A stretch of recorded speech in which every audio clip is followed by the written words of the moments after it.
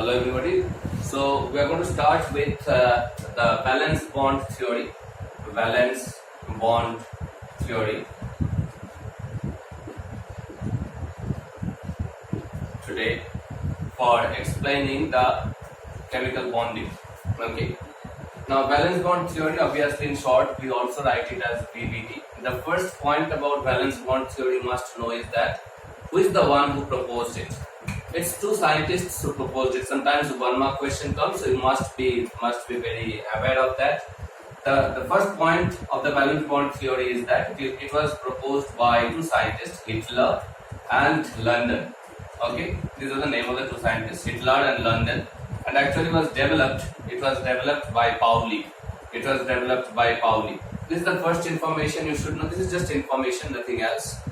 So the second thing is the actual valence bond theory. Okay, it tells what, how the chemical bond is formed, obviously whenever we are talking of chemical bonding now, we are talking of covalent bonding. As I told, ionic bonding we finished in the first class itself. Okay, now how the bonds are formed. Now please understand it. An orbital of an atom can be in three different steps. Please understand. I'm just drawing the box representation. You can understand this. One, it can be like this, where two electrons are there, paired up. One having the positive half spin, another one is having the negative half spin. Any orbital in an atom.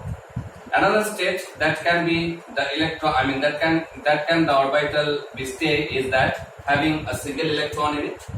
Because we know that in one orbital maximum two electrons can go. So two electrons can go, or one electron can go, or it can be a vacant orbital. We say this as paired orbital or orbital with a paired up electrons, orbital with the unpaired electrons, and vacant orbital. Okay, in case of valence bond theory, the middle one, that is the orbital with the unpaired electron, is the most important one. According to the valence bond theory, how the bond is formed, just theory. Don't think it is something which we had seen. We didn't see it. We are just trying to, again, don't get confused with that. We are trying to explain the molecules. We are trying to explain the bonding by this theory. Let us see how much we can explain. Okay, just this is the theory. What it's told is that the bond will be formed. Bond means the chemical bond will be formed by the overlapping of two orbitals of two atoms having unpaired electron. Means suppose oxygen and oxygen are bonding, or oxygen and whatever hydrogen is bonding. So there must be one orbital of oxygen having an unpaired electron. There must be one orbital of hydrogen having an unpaired electron, and they will be overlapping. Overlapping, all of you understand, one is going inside the other. Overlapping. Okay, that is the basis of valence bond theory. So what is the basis of valence bond theory? First you understand what is the basis of valence bond theory. The basis of valence bond theory is that the bond formation or the chemical bond formation will take place. If the orbitals with unpaired electrons, you understood what is orbitals with unpaired electrons. There are three conditions the orbital can be there: one paired up condition, one unpaired condition, one vacant condition. Clear? Okay. The orbital with the unpaired electron overlap with each other and form the bond. It's as simple as that. Clear? I'm going to start with a very simple one, or the simplest one, that is hydrogen molecule, H2. How the hydrogen molecule is formed according to the valence bond theory.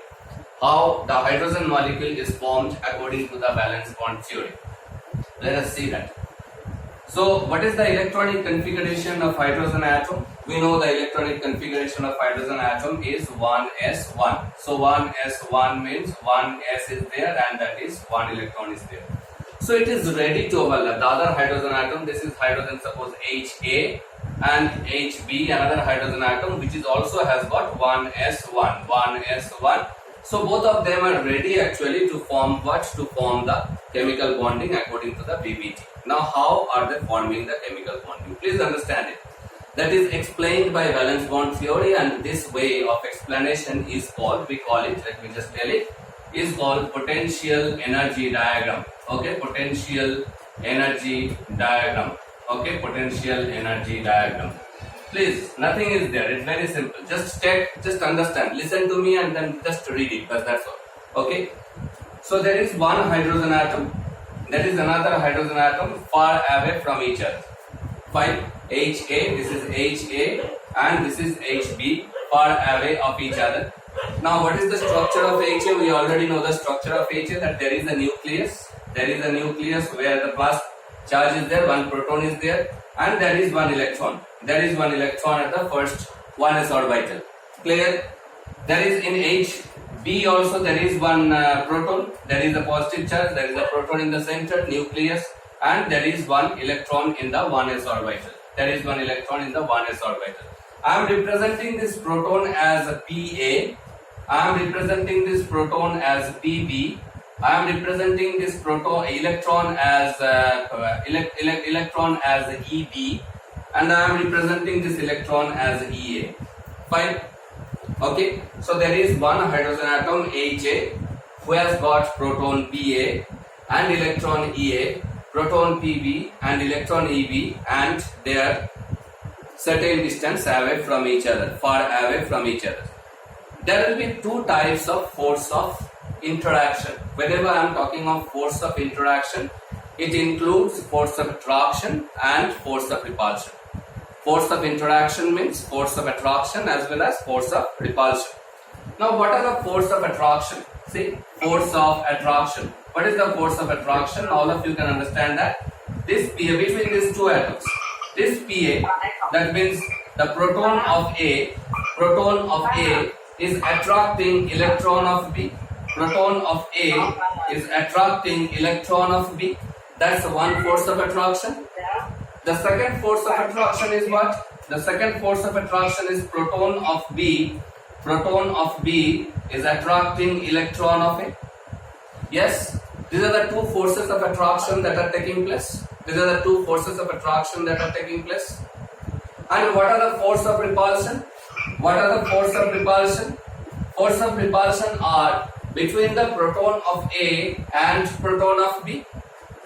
Between the proton of A and the proton of B, and between the electron of A and between the electron of B. These are the force of repulsion.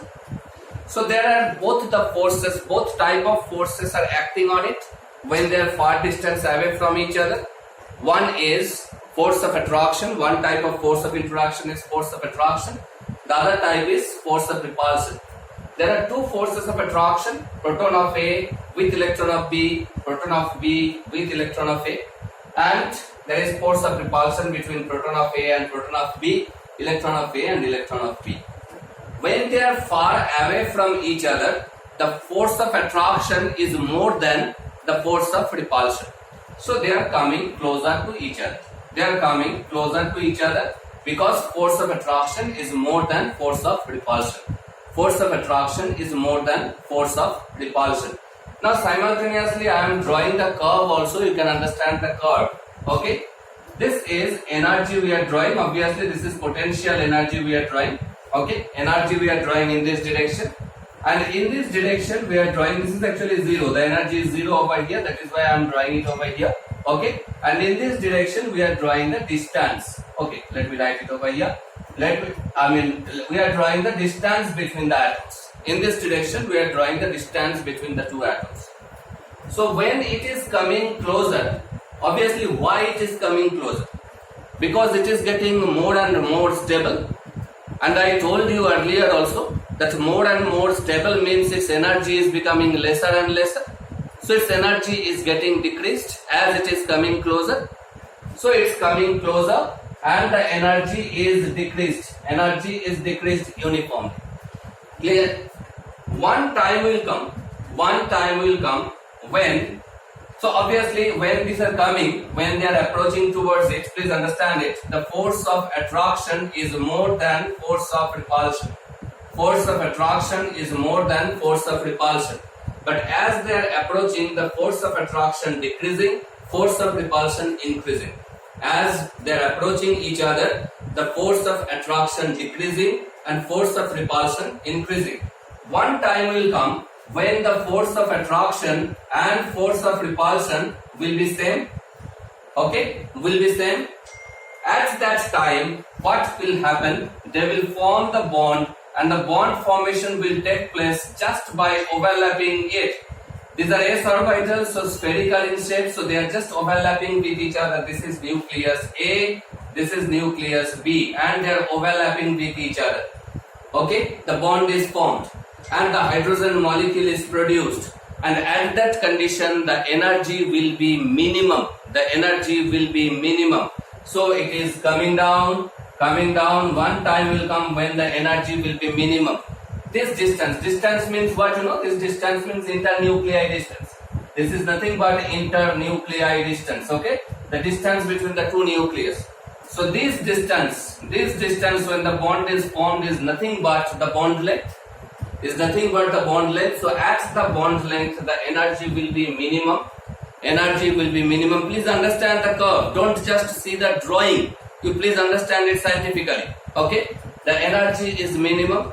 Now, so they are overlapped. The hydrogen atoms are overlapped.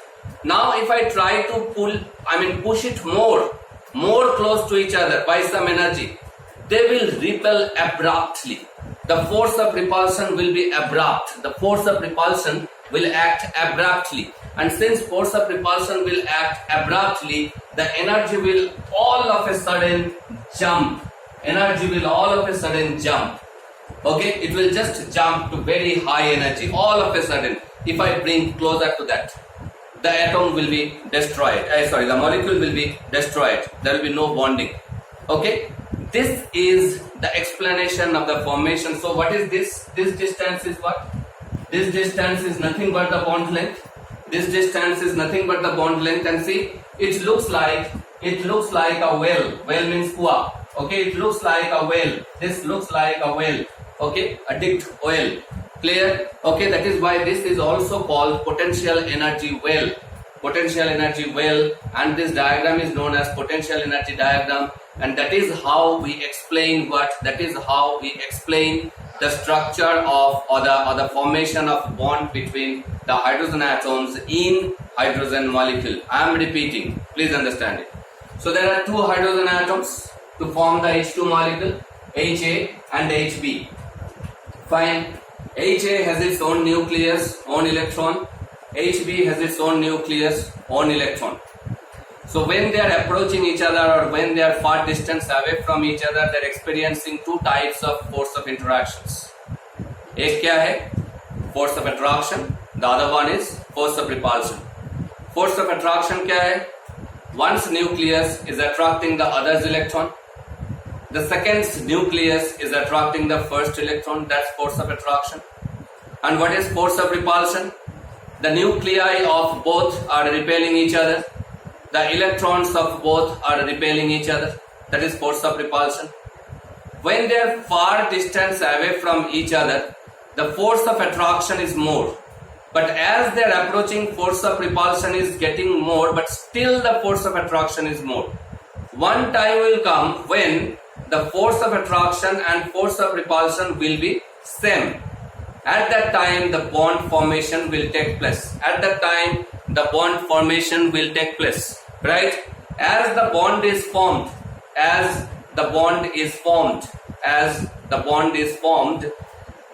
the overlapping of the orbital is going to take place. But if we just further try to compress it towards each other, all of a sudden or suddenly the energy will increase. Why the energy will increase? Because there will be a sudden repulsive force increase in sudden repulsive force. and hence the nature of the graph will be like this. Please understand this. When the distance is very high, the energy is almost zero. When we are approaching, the energy is decreasing, means it is getting stabilized. One time will come when the overlapping will take place, the energy will be minimum. And then whenever we are going to get them closer, all of a sudden force of repulsion will increase and the energy will suddenly increase. Yes, okay, the energy will suddenly increase. And that is actually nothing but the potential energy curve, or we also call it potential energy, potential well. Okay, potential well. Fine. This is how the structure of, or the formation of the bonding in a hydrogen atom, hydrogen molecule is explained. Now I told again, I am coming to that we are here, the valence bond theory is explained by the overlapping of bonds. And in our syllabus, the overlapping is between s and p orbital. We are not going to touch the d and f orbital because that's a little complicated and that's not in your syllabus, so we are not going to touch. We are going to do it with s orbital and p orbital. Please try to understand that. Okay, we know the shapes of s orbital and p orbital. What are the types of overlapping that are possible? Let us see that. What are the types of overlapping? Types of overlapping. Okay. Now the first one is between s orbital and s orbital, which we had already seen. The shape of the s orbital is spherical. Clear? So one sphere, you can visualize that one sphere is overlapping with the other sphere. Okay, so there is no direction in case of sphere. In case of sphere, there is no direction, there is no question of any direction, so they can just overlap with each other. Fine. Next, between s orbital and p orbital. Okay, this is one s orbital. This s orbital can overlap with p orbital like this. This s orbital can overlap with p orbital. P orbital, the shape is dumbbell shaped, you know. P orbital can overlap like this. Okay, but if they approach like this, if the p orbital approaches like this, please understand it. If the p orbital approaches like this, they are not going to be overlapped. That is not going to be overlapped. It cannot be overlapped. Okay, so the overlapping can be done only when the p orbital is approaching like this. Towards the s orbital. Okay, so that's the only possibility of the s orbital and p orbital is getting overlapped. Now the overlapping between p orbital and p orbital, please, this you have to understand and understand very carefully. Okay, now p orbitals can be of three types: px, py and pz. We know this: px, py and pz. Suppose I am drawing this px. This is x-axis. Suppose this is x-axis. I am drawing px. Okay, this is another x-axis. I am drawing px. Another p orbital. Now they are approaching each other. Okay, if they approach each other, how will they overlap? See, how will they overlap? They will overlap like this. Will they overlap like this? Yes, they will overlap like this. See, this is what? This is px and px. Now suppose this is py and py perpendicular. They are also overlapping. They will also overlap like this. Py and py. Like this. Suppose this is py and this is another py. Okay, this is y-axis. Suppose. So how they are going to overlap? They are going to overlap like this. Again, they are going to overlap like this. Okay, they are going to overlap like this. Clear? But this is pz. Please understand it. This is pz. Means this is one pz. This is one pz. And this is another pz. They are overlapping like this. PZ and PZ is overlapping like this. Okay. Now, please understand it. Whatever I had drawn over here. Now, can you tell me that PX, one PX, okay, please understand it. One PX and another one is PY. PX and PY. Okay, let me just take this pen. PX and PY. This is PY. Okay, PX and PY. Can they overlap? No, they cannot overlap. The two dumbbells cannot overlap. So PX has to overlap with PX only. PY has to overlap with PY only, and PZ has to overlap with PZ only. Yes, okay. Px cannot overlap with Py or Pz. Pz cannot overlap with Px or Py.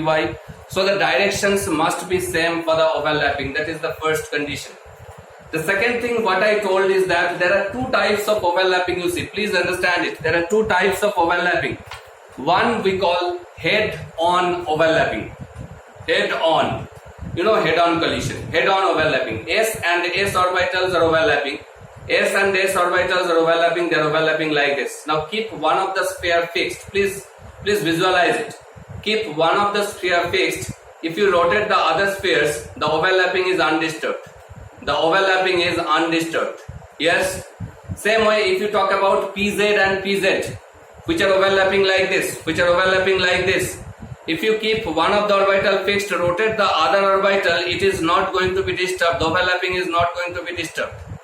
But if you consider the overlapping between Py and Py or Px and Px, if you just keep one of the orbital fixed and rotate the other, the overlapping is gone. The overlapping is gone. Okay, there is no overlapping. No overlapping means no bonding. So there are two ways by which the overlapping is taking place. One we are calling head-on overlapping, and second one we are calling sidewise overlapping. Head-on overlapping and sidewise overlapping. Okay, head-on overlapping is much more stronger than sidewise overlapping, because head-on overlapping is not broken very easily, but sidewise overlapping is broken very easily. Head-on overlapping is responsible for the formation of one type of covalent bond, whereas side-on overlapping is responsible for the formation of another type of covalent bond. There are two types of covalent bonds that are possible to be formed. One we call sigma bond. This sigma bond is formed by the head-on overlapping, and the pi bond, another one is pi bond. The pi bond is formed by the sidewise overlapping. So the sigma bond is more strong or stronger, you can say, in comparison to the pi bond. Sigma bond is stronger in comparison to the pi bond. Okay, because you can understand that the head-on overlapping is stronger in comparison to the sidewise overlapping. Is it clear? Is it clear to all of you? Yes. So there are two types of bonding, sigma bond and pi bond. So once again I am coming back to the p orbital overlapping. I told Pz and Pz is forming sigma bond. This is just by convention. Why did we take Pz and Pz? Why didn't we take the Px or Py?